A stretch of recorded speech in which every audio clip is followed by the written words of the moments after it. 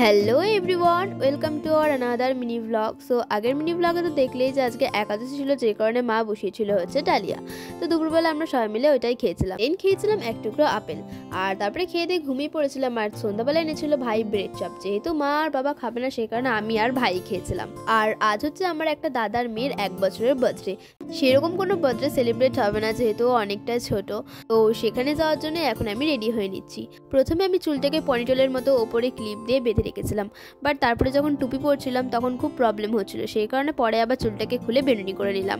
শীতকালে কোথাও ঘুরতে গেলে আমাদের হাতে দুটো অপশন থাকে, একটা হচ্ছে হয় সাজুগুজু আর না হলে সোয়েটার টুপি। আর আমার যেহেতু কদিন ধরে প্রচন্ড শরীর খারাপ, সেই কারণে আমাকে তো মা বলে দিয়েছে যে সোয়েটার টুপি ছাড়া বাইরে বেরোনোই যাবে না। তো যাই হোক, আর এই একটা গিফট নিয়ে নিয়েছিলাম আমার ওই ছোট্ট পুচকির জন্য। আর এই দেখো, আমার সেই ছোট্ট পুচকিটার আজকে বার্থডে। ও দেখতে দেখতেও 1 বছর হয়ে গেল। প্রথমে গিয়ে ওখানে মা ওকে একটা চকলেট দিয়ে দিয়েছিল, আর ওটা পেয়ে তো খুবই হ্যাপি হয়ে গিয়েছিল। আর তারপরে জেঠি আমাদের দিয়ে দিয়েছিল হচ্ছে প্রসাদ। আরও চকলেটটা পেয়ে এত হ্যাপি যে চকলেটটা কাউকে দিতেও চাইছিল না। তারপর জেঠি আমাদের জন্য অনেক কিছু রান্না করেছিল। সো ওগুলো খাওয়ার পরে আমরা বাড়ি চলে আসি ওদেরকে টাটা করে।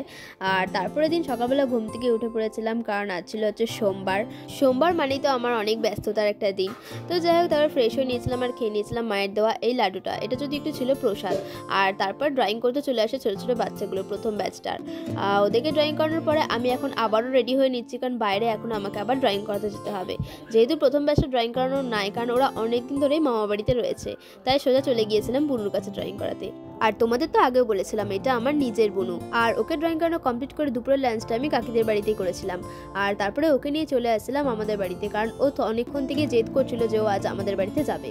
তো যাই হোক, ওকে নিয়ে বাড়ি চলে আসি। আর তোমাদের ভিডিওটা কেমন লাগলো অবশ্যই জানিও। ভালো লাগলে চ্যানেলটাকে সাবস্ক্রাইব করে দিও। তো এখনের জন্য টাটা, দেখা হচ্ছে নেক্সট মিনি ব্লগে।